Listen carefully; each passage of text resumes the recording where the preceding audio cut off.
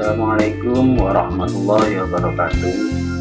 Berjumpa kembali bersama saya dalam pembelajaran matematika yang saat ini menggunakan pembelajaran jarak jauh.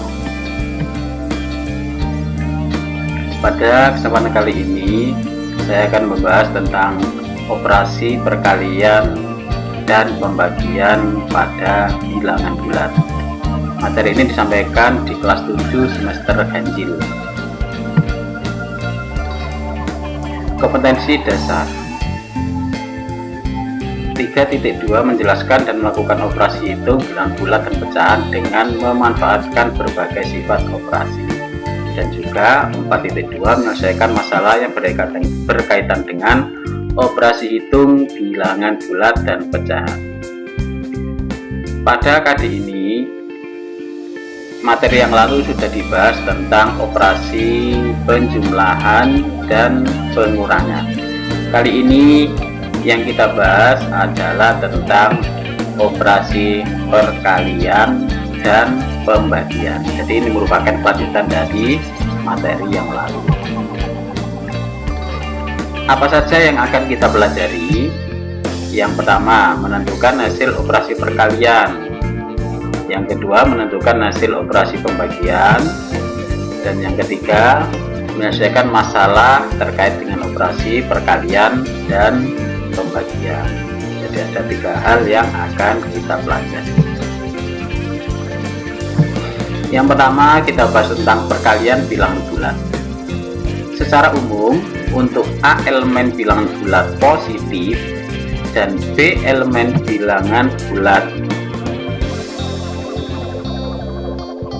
A kali B diartikan menjumlahkan B sebanyak A kali. Ya, jadi yang A itu bilangan bulat positif, kalau yang B adalah bilangan bulat bisa positif, bisa negatif, bisa 0. Dituliskan A kali B sama dengan B ditambah B ditambah B ditambah dan seterusnya sampai sebanyak A kali. Contoh, 6 dikali 3 berarti menjumlahkan angka 3 sebanyak 6 kali, sehingga ditulis 3 ditambah 3 ditambah 3 ditambah 3 ditambah 3, hasilnya sama dengan 8.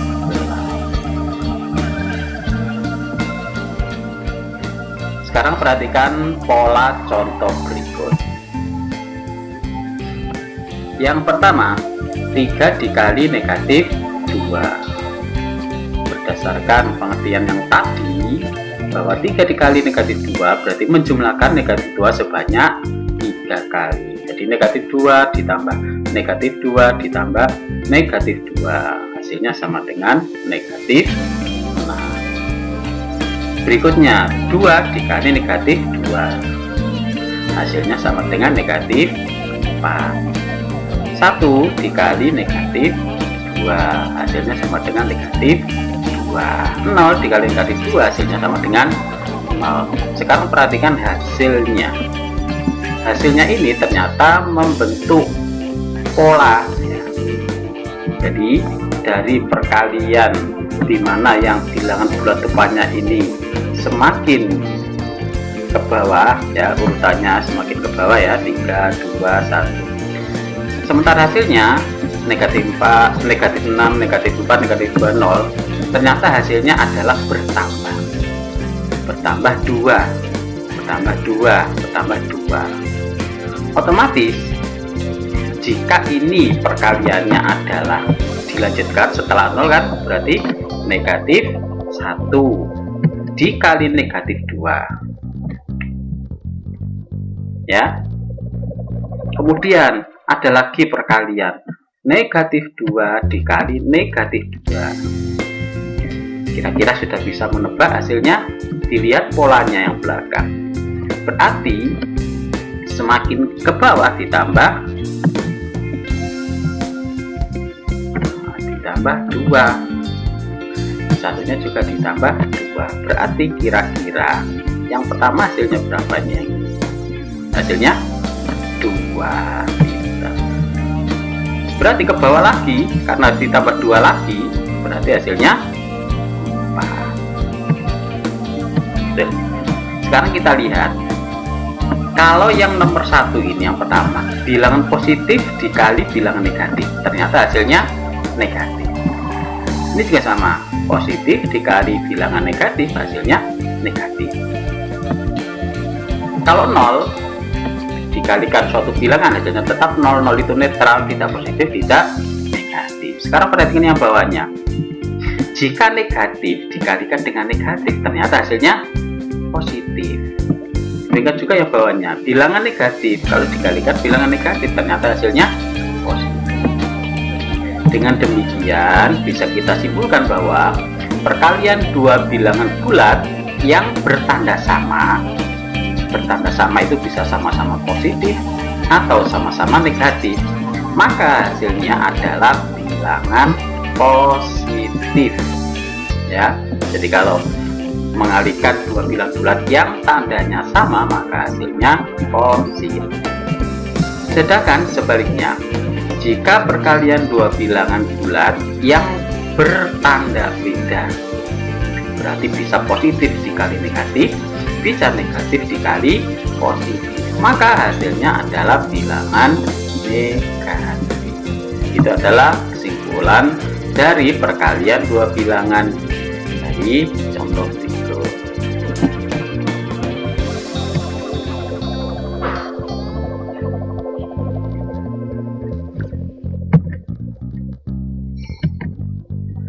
Sebenarnya pada saat kita mengalihkan dua bilangan, maka yang kita pikirkan ya, yang akan kita lakukan itu di pikiran kita adalah ada dua hal.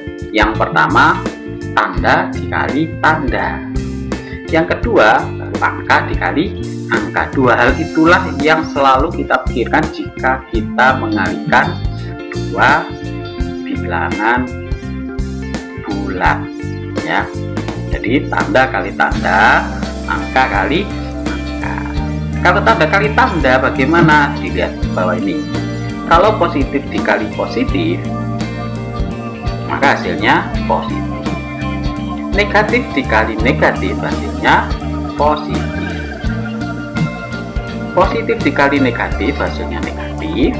Negatif dikali positif, hasilnya negatif. Jadi kalau mengalihkan dua tanda yang sama-sama positif atau sama-sama negatif, maka hasilnya adalah positif. Sedangkan kalau mengalihkan dua tanda yang berbeda, positif kali negatif atau negatif kali positif, maka hasilnya adalah negatif.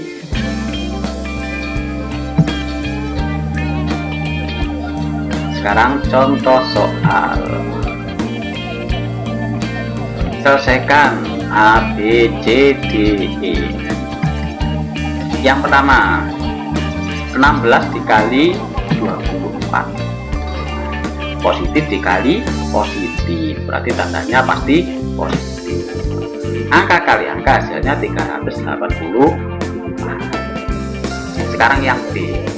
Yang B mengalihkan bilangan negatif dikali positif. Yang nomor B, bilangan negatif dikali bilangan positif, berarti tandanya kira-kira apa nanti? Negatif. Jadi negatif 9 dikali 25, berarti hasilnya negatif 220. Yang nomor C, bilangan positif dikali bilangan negatif, berarti tandanya berbeda, berarti hasilnya nanti negatif.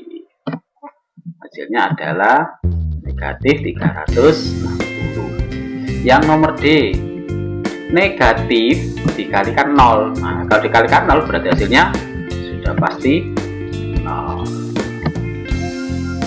Dan yang terakhir, negatif dikali negatif. Jadi bilangan negatif dikali bilangan negatif, berarti hasilnya apa? Pasti hasilnya nanti positif, gitu ya. Jadi yang pertama dilakukan jika mengalihkan dua bilangan bulat adalah tanda kalikan tanda dulu.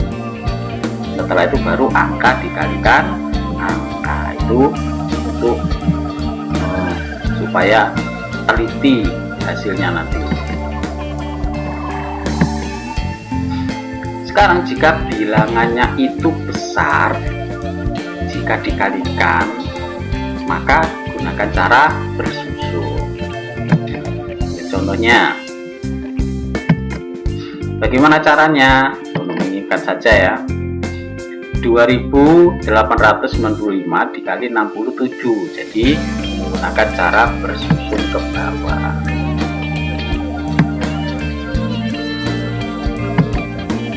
Nah, itu disediakan untuk tempat penyimpanan biar nggak lupa ya. Yang pertama, 7 dikalikan 5, berapa hasilnya? 35. Yang ditulis adalah satuannya, puluhannya disimpan di kotak atas, berarti yang ditulis adalah 5, 3-nya disimpan di atas. Sekarang berikutnya 7 dikalikan 9, berapa? 7 kali 9 63, ditambah simpenannya 3, berarti 66. Yang ditulis satuannya, puluhannya disimpan. Selanjutnya 7 dikali 8, apa?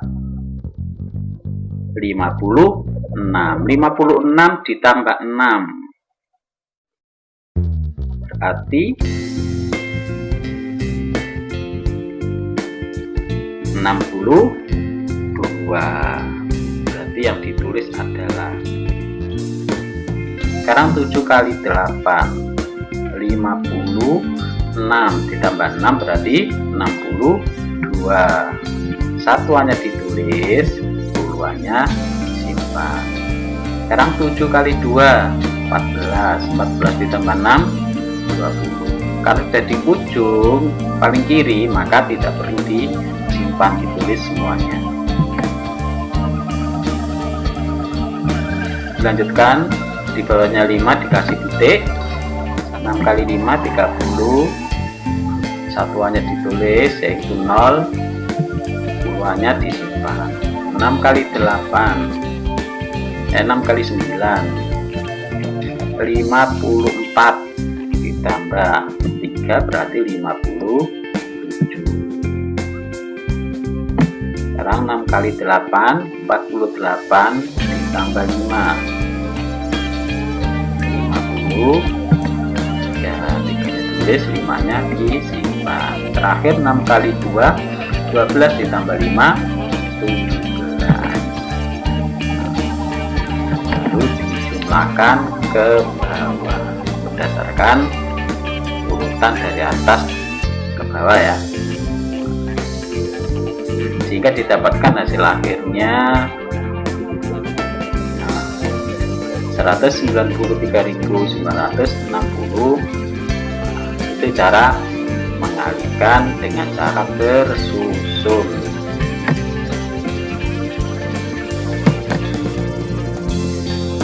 Permasalahan yang pertama, suatu gedung tersusun atas 5 lantai. Jika tinggi satu lantai gedung itu adalah 6 meter, tentukan tinggi gedung tersebut tanpa atap gedungnya ya. Berarti permasalahan itu dapat disajikan dalam bentuk perkalian ya. Ada 5 lantai, masing-masing lantai tingginya 6 meter. Berarti kalau jadikan perkalian berarti 5 kali 6, berarti 6-nya dijumlahkan sebanyak 5, hasilnya adalah 30. Jadi tinggi gedung tersebut adalah 30 meter. Permasalahan yang kedua,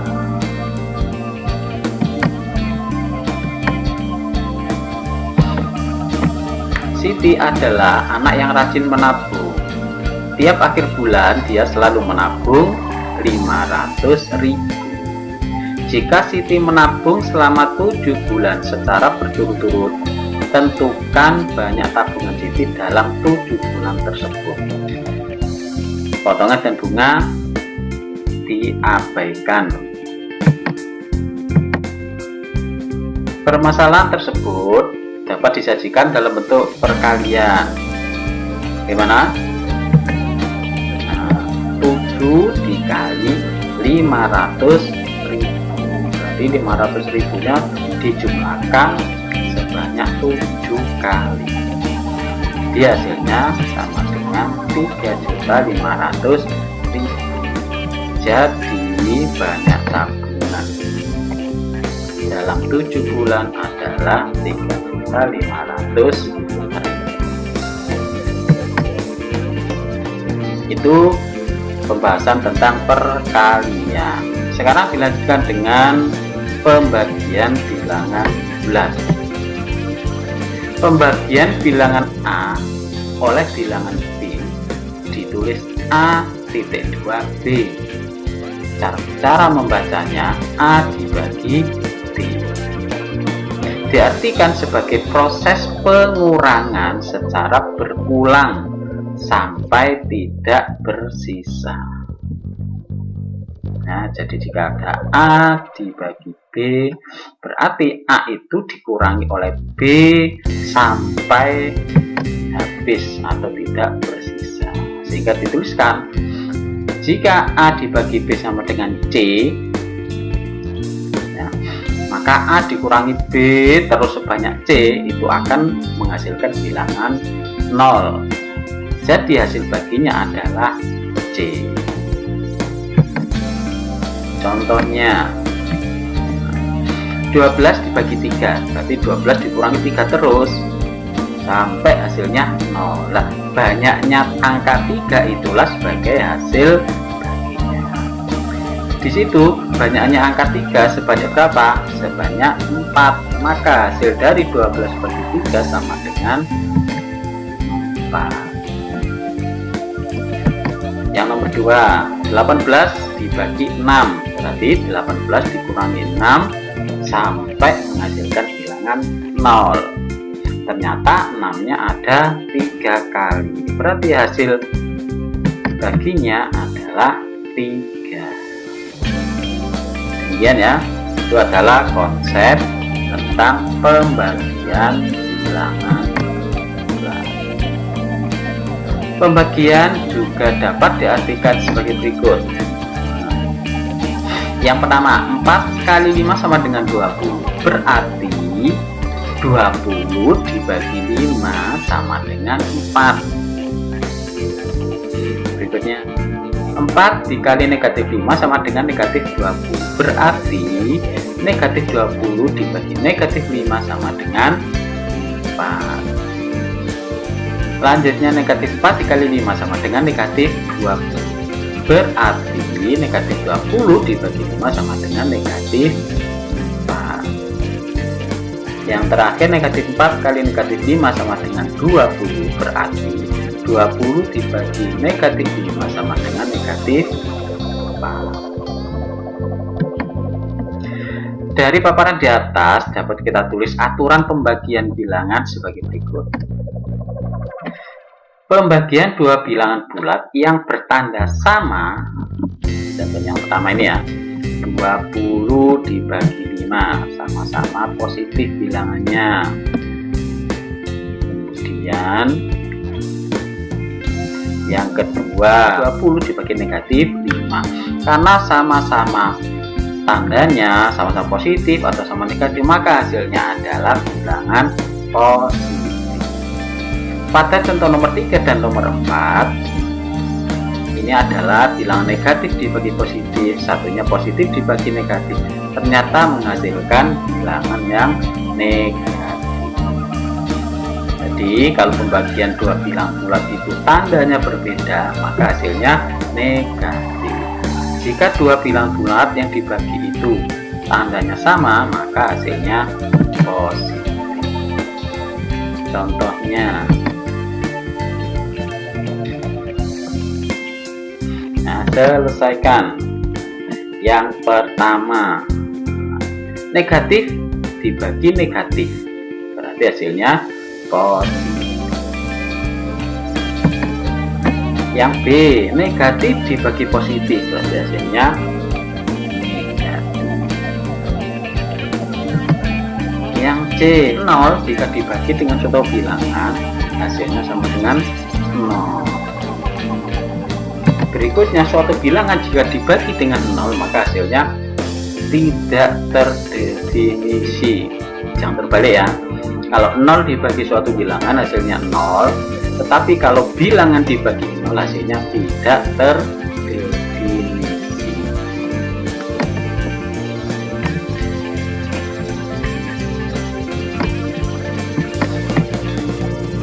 Membagi bilangan bulat dilakukan dengan cara porogapit.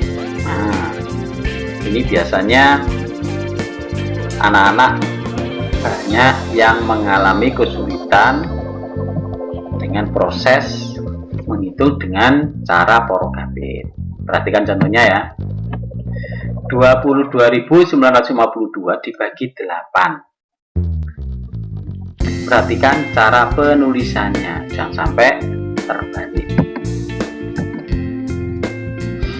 Caranya yang pertama, tulis dulu bilangan yang akan dibagi, yaitu 22.952. Setelah itu tulis lambang dari porogapitnya, kemudian angka 8-nya itu juga akan di depan.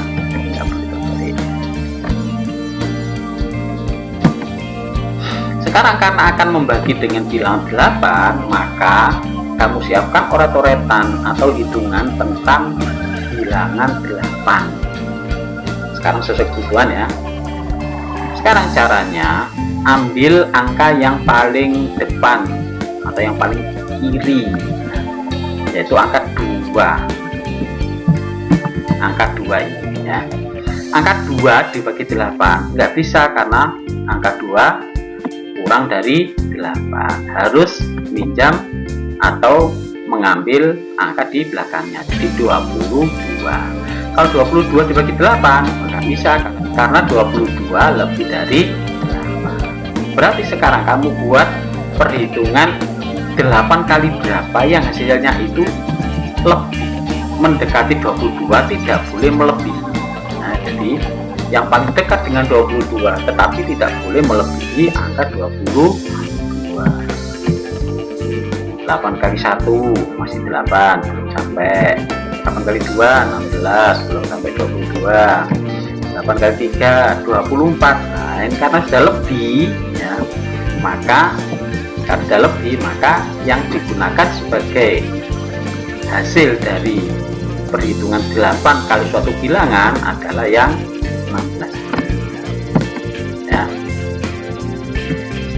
Kemudian hasil perkaliannya ini 8 kali bilangan ini itu sebagai hasil pembagiannya, jadi tulis di atas. Jadi hasilnya angka 2-nya di atas ya.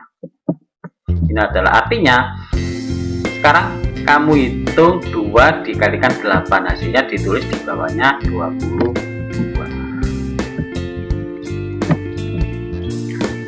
Setelah itu dikurangi 22 dikurangi 16 berapa? 6. Kemudian 6 ini karena nggak bisa dibagi oleh 8 karena dia lebih kecil ya, atau kurang dari 8, maka harus mengikutkan angka di belakangnya, yaitu angka 9, sehingga disitu menjadi 69. Sekarang kamu cari lagi perkalian 8 kali berapa yang hasilnya mendekati 69, tidak boleh melebihi 69. Tulis 8 kali 4, 8 kali 5 masih kurang, terlalu jauh, masih belum. Kali 7 56 masih jauh. Kali 8 64, ini sudah dekat. Coba lagi sampai melebihi 69. Nah, 72. Kalau sudah sampai melebihi angka ini, berarti yang dipakai adalah angka di atasnya, berarti 64. berarti hasilnya adalah 8. Berarti yang di atas ini ditulis angkanya 8. Nah, sekarang 8 tadi hasilnya berapa? 8 kali 8 64, ditulis di bawahnya 69 gitu ya. Kemudian dikurangi, hasilnya adalah 5. Dan sekarang 5 ini karena nggak bisa bagi 8, maka angka di belakangnya 9 ini yang turun. 9-nya kan sudah, nah, berarti 55. Tinggal nyari di sini yang paling dekat dengan 55 dan tidak boleh melebihi. Berarti 56 sudah melebihi ya, berarti 48. 8 kali berapa? 48. 8 kali 6, berarti 6-nya ditulis di atas sebagai hasil bagi. Kemudian yang 48-nya ditulis di bawahnya 50. Setelah itu dikurangi lagi, hasilnya adalah 7. Bilangan yang di atas ini tadi kan 9 sudah turun, 5 sudah turun, sekarang tinggal angka 2 ini yang diturunkan ya. Jadi 2-nya baru terakhir dilihat 8 kali berapa yang nilainya mendekati 72, ada nilainya pas 72, berarti 8 kali 9, 9-nya diletakkan di atas sebagai hasil. Nah, kemudian dikurangi, hasilnya 0. Kalau sudah 0 berarti proses porogapit ini perhitungannya sudah selesai. Yang mana hasilnya? Hasilnya adalah yang di atas. Itulah sebagai hasil dari pembagian dengan cara porogapit. Bisa ya? Yang masih ada kesulitan, terutama langkah-langkahnya, bisa diputar ulang ya videonya ini, bisa dipelajari lagi sampai kamu benar-benar bisa cara membagi dengan cara porogapit ya, karena ini adalah modal dalam perhitungan untuk mata pelajaran matematika. Lanjutkan permasalahan sekarang. Yang pertama, pada suatu hari Bu Fitri ingin membagi-bagikan kue kepada tetangganya. Kue yang dimiliki Bu Fitri ada 12, sedangkan tetangganya yang akan diberi kue ada 6 tetangga. Jika Bu Fitri ingin membagi rata semua kue tersebut, maka masing-masing tetangga mendapatkan berapa kue?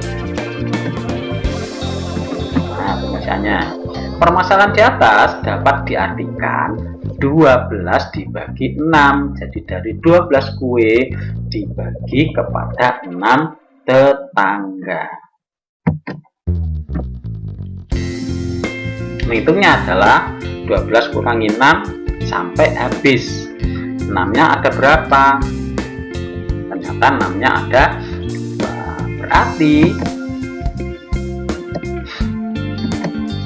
masing-masing tetangga Bu Fitri mendapatkan 2 kue. Itu ya. Sekarang permasalahan yang kedua. Seekor tupai mula-mula berdiri di titik 0. Tupai itu dapat melompat ke kiri atau ke kanan. Nah, sekali melompat sejauh 3 satuan. Tupai telah melompat ke kiri dan berada di titik 15 di sebelah kiri 0. Bisa bayangkan? Ya, bayangkan menggunakan garis bilangan ya. Jadi angka 15 di sebelah kirinya 0. Berapa kali tupai telah melompat? Karena sekali melompat adalah angka 1. Jarak yang ditempuh tupai untuk satu kali melompat adalah 3 satuan. Berarti ilustrasinya adalah seperti ini ya. Dari titik 0 tupai ini meloncat berapa kali ini sampai dia berhenti di kali 15. Jadi itu adalah gambarannya atau ilustrasinya ya.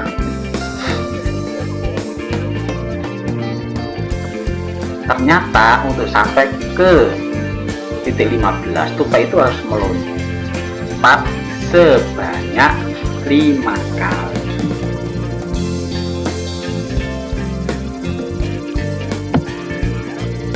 Atau kalau ditulis secara matematisnya, misalkan banyak lompatan tupai adalah T, maka T bisa dihitung dengan cara negatif 15 dibagi 3.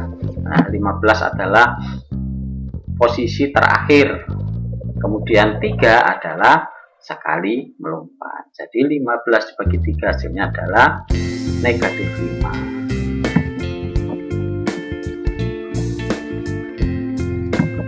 Negatif itu hanya menunjukkan arah ya, karena nggak mungkin melompat kok sejauh negatif ya, jadi semuanya positif.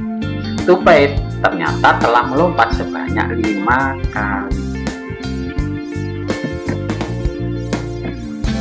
Nah, sekarang latihan soal, silakan siapkan buku tulisnya, kemudian kerjakan latihannya ya.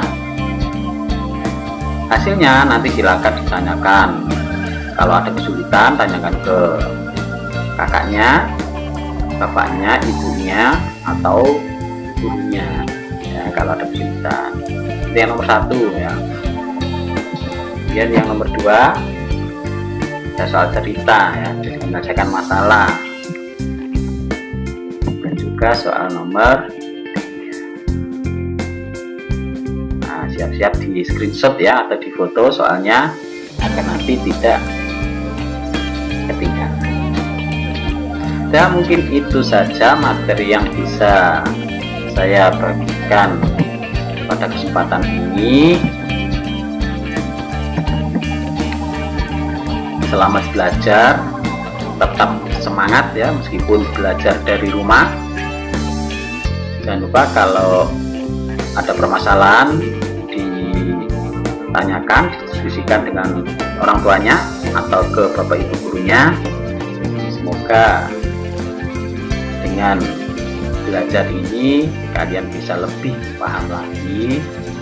Dan jangan lupa kalau videonya ini dianggap menarik, bisa dibagikan ke temannya. Saya akhiri. Assalamualaikum warahmatullahi wabarakatuh.